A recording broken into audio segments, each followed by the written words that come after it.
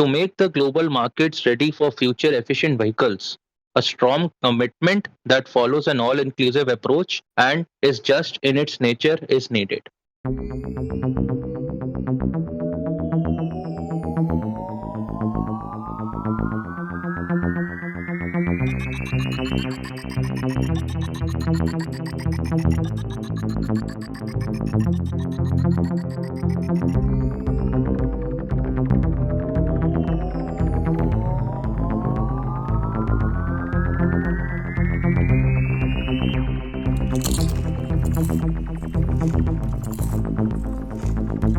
Crispy Perspectives.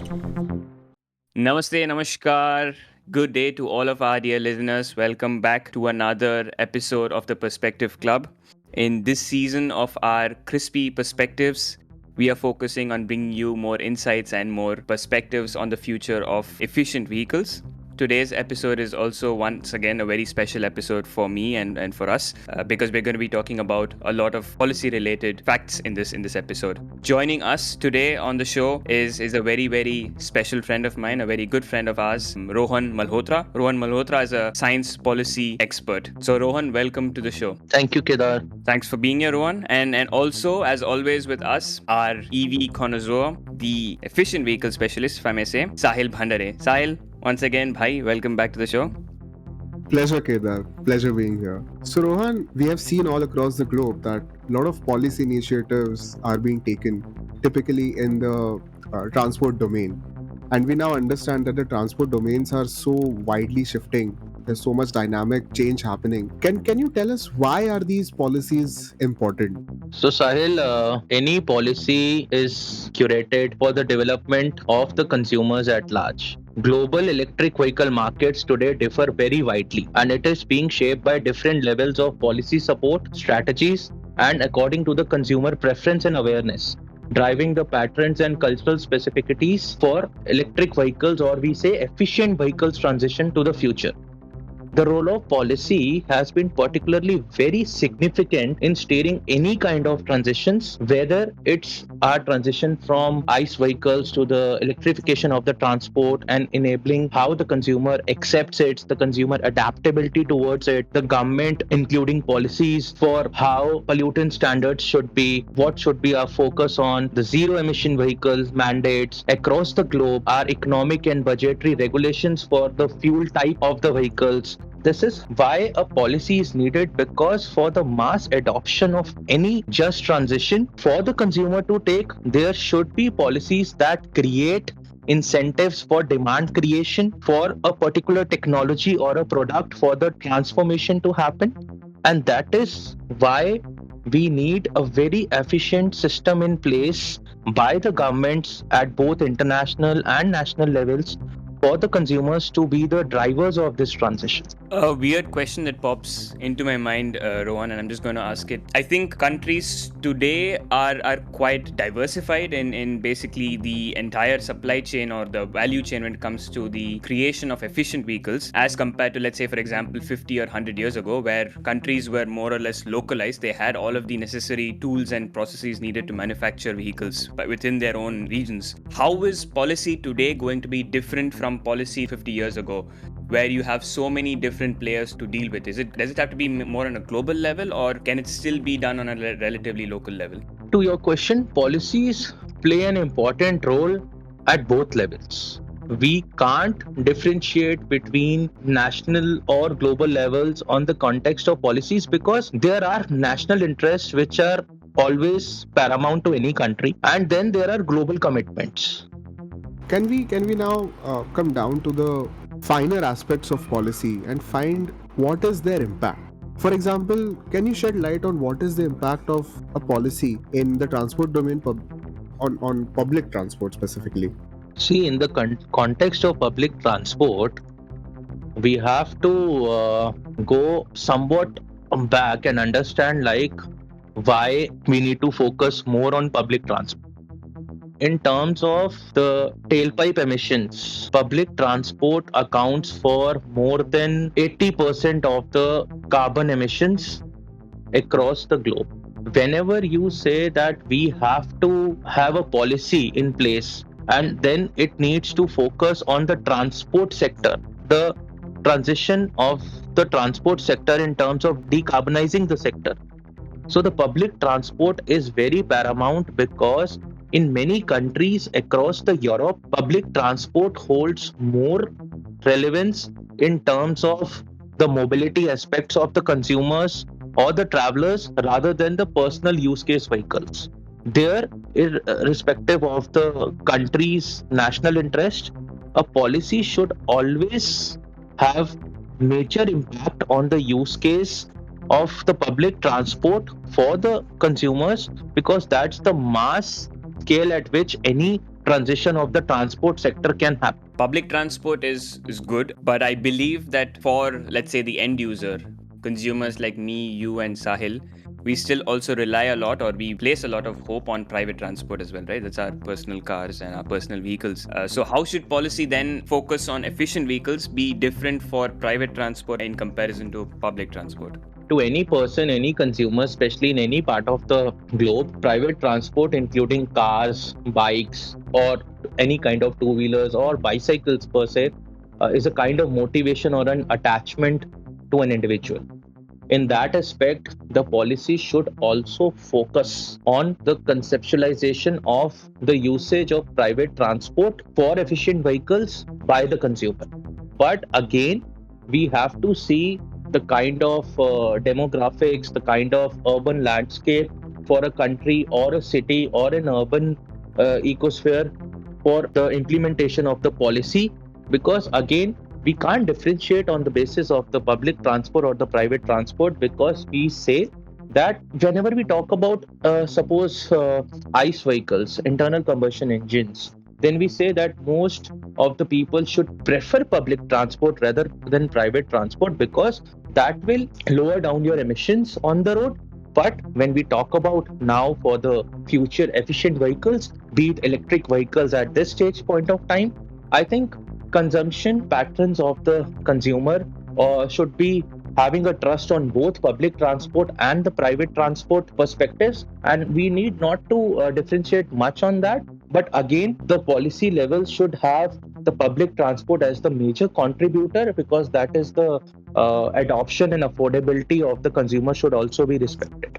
Rohan, I understand from your context that public transport should be pushed by the policy, and hence there should be public transport incentives. I think some of those incentives could be, directly giving some funds, etc., to purchase efficient vehicles for public transport authorities, and maybe some funds could directly go to, reducing the fares, etc. So public perception of public transport becomes more positive. But while we are talking about incentivizing public transport, is there any context where we can incentivize private transport as well? Yes, incentivization should also be there for the private transport, because that will also helps you in your goal of mass adoption of efficient vehicles. Because when your target is to achieve net zero emission targets for any country or the globe, and you're relying on your transportation sector as a paramount, then you need not to focus on what kind of transport medium it is or something, because everything should be incentivized so that the consumer trust is built up, and the consumers and the governments, also the players who are in the industry and the market, should respect this kind of transitions. And incentivization subsidy schemes for the private transport should also be in place so that consumers can have the sentiment of buying their category of vehicles where they can trust for those vehicles following with the public transport. So I think while we are talking continuously about public and private transport, we are very well focused on the passenger segment. And I think passenger segment does contribute to a vast majority of carbon emissions. But there is also the freight segment, right? And the cargo segment also is a big contributor. So is there any policy impact that can be taken directly on the freight segment in order to, promote efficient vehicles in that domain? Yes, you're right. Because a very pertinent policy attention and actions need to broaden to other transport modes which are in the commercial vehicle segment. When we say light commercial vehicles, medium and heavy duty trucks and buses, they have an increasing and disproportionate impact on the use of energy and their emissions in the sector. So when we talk about the freight sector in terms of medium and heavy duty vehicles, they represent 5% of all four-wheel road vehicles in circulation, but they almost have 30% of carbon dioxide emissions. So there needs to be a very stringent action in place where policy also need to focus on the logistics and the free transport segment, including heavy duty trucks. And also, I need to submit a fact here that in the year 2020, California was the first to propose a zero emission vehicle sales requirement for heavy duty trucks. And they have made an advanced clean truck regulation which will take effect from this year, 2024. So, in hand, when we talk about any kind of transition, especially in the transportation sector, we need to understand the kind of support we need to provide to our consumer in hand with the use of public transport, private transport, and also for transporting our goods and services. It makes complete sense that it has to be a holistic approach, and there has to be a lot of synergies over here. But it seems like there's a lot of overhead. This seems the task for writing a policy in general seems very, very challenging for a layman like me. I just cannot imagine how difficult it must be for countries and for governments to write such policies, especially as regulations and restrictions become more and more stringent. So, what, in your opinion, are the challenges of writing such efficient vehicle policies for governments? And also, a quick follow up to that, how do they finance such sustainable, efficient vehicle policies? How can they tackle this? Okay, so Kedar, to your first question, it is about the government's decision to first understand like what needs to be a policy statement or a policy argument, or I say we should emphasize on the salient features or objectives for a policy to happen. First thing is policy for whom? Policy will impact what? These questions need to be answered by all the stakeholders, but government should be the paramount in deciding what is the need of a policy that needs to impact what segment, how many people directly or indirectly faces the impact, and for how many years we can transition to this segment underlying the objectives the policy should focus on. Yes, I agree that framing or crafting any policy is a very critical juncture where it involves multiple stakeholders, multiple people on board to understand what needs to be the prime focus when we talk about a promising pathway for our consumers to drive these kind of transitions. And if I may speak on some challenges to this, the prime challenge is financing the mission or the policy.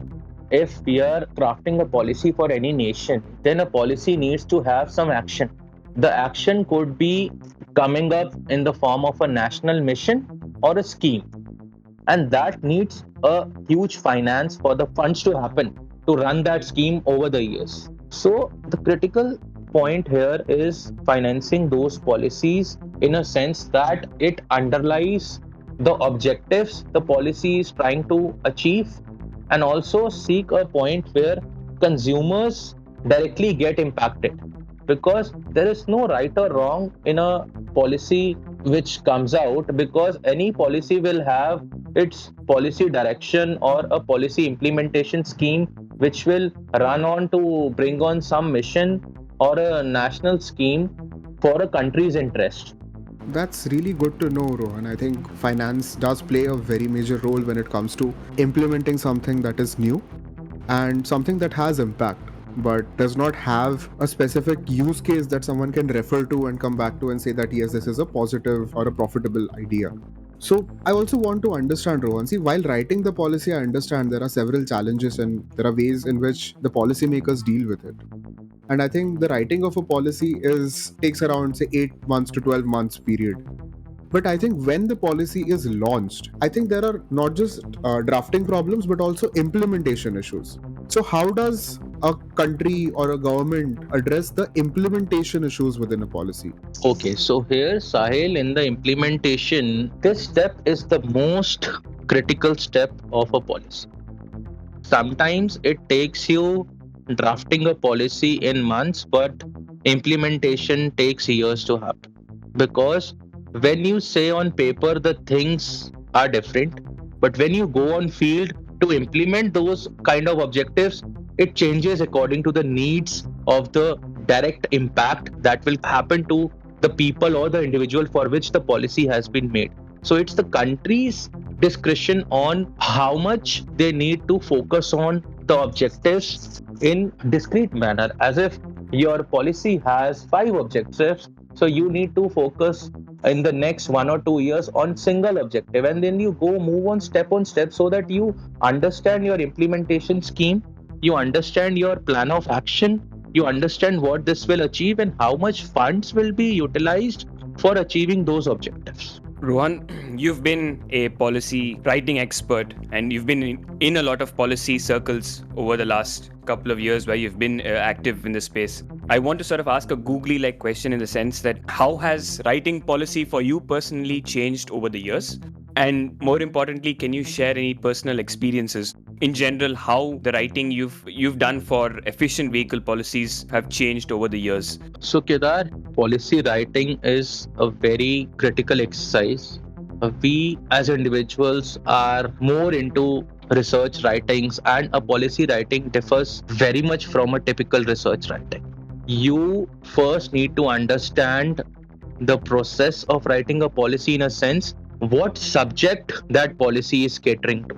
In that subject, what previous national policies exist, what previous international policies exist, what are the shortcomings that those policies have not been referring to, and then you pick on those shortcomings and then you frame your policy questionnaire in the sector. So when you talk about efficient vehicles policy drafting, so here when we are talking in these years, electric vehicles is the driving force behind going for a just transition, and policy support for electric vehicles is very challenging, because whenever you write or draft a policy you have to see, okay, this is for whom, whether consumer adaptability, affordability in a sense comes up.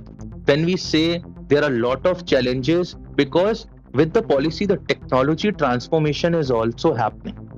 You see, when we talk about efficient vehicles, particularly for electric vehicles, there are a lot of technology transformations that are happening in the battery chemistries. You have to understand the first priority, that safety and durability of any technology should exist so that your policy can attain those objectives which the previous policies haven't. But I have a follow-up question to this, Rohan. Think of it like this, when we write a policy specifically for an efficient vehicle technology, which is new to the country or new to that government, and there is no use case, there is no specific proof that there will be profitability or the impact that you have envisaged. How do you, as a policy author, convince a government to introduce that policy and also invest that kind of funding to ensure that there is this impact? See, Sahil, for any researcher, specifically for a policy researcher, it's very important to have an intent, a mass intent. Because if you are not having an intent towards what you are writing, towards what you are framing for, you can't make anyone having a trust or intent on that. So here in case of electric vehicles, efficient vehicle strategy, policy intent should focus on why my country needs it, what it will have an impact on my entire manufacturing landscape, my infrastructure landscape, my transportation sector, what this will have an impact on all the stakeholders, my OEMs, my players in the market, specifically the impact on the consumer, how the government will challenge this, how the governments at the international level are taking on this course. Are we behind the transition? Are we taking ahead a call? What kind of technologies we need to accept? So these all are the challenges which a policy researcher face. First, a policy researcher should have a trust and intent, and then it becomes more easy for the government to play a challenge where the government can trust that, okay, this kind of policy is the need of the hour for my country, for the countries to happen, and that will have a major impact for economies in scale, for the global economic sector, and also this policy can enhance my local value addition for the manufacturing of lot of local components at scale. This will also generate employment opportunities at my country. So when you show up the positives of employment generation, all inclusive approach, you take up stakeholder participation, you trust that, make the governments trust in your process, the governments then make an implementation plans for the consumers to trust the process. So that all goes in hand in hand. So I think it's about data based and also intent based writing, which eventually convinces them that even though there is no use case at the moment, there is going to be the impact that we envisage. Can you give us a few best policies or best case studies, benchmarks or standards globally on how these policies are written and how these policies impact in terms of efficient vehicles? So globally, there are about 20 plus countries across the Europe, if I may say, that have focused on a policy imperative when it comes to the transition for efficient vehicles or electric vehicles per se. You see, we have to go back to the history and we have to see where it all started. So as per the observation and my knowledge, it all started in the early 1990s in Norway, and significant fiscal incentives spurred the initial uptake of the electric vehicles, especially in light duty categories. And they did a lot of focus on scaling up the local EV manufacturing and battery. So the measures included primarily for the consumer to have purchase subsidies that will generate demand creation, vehicle purchase, registration of the vehicles, rebate in taxes, road taxes, and that was the significant mechanism for the Norway to design and reduce the price gap of the future efficient vehicles in respective of the conventional vehicle.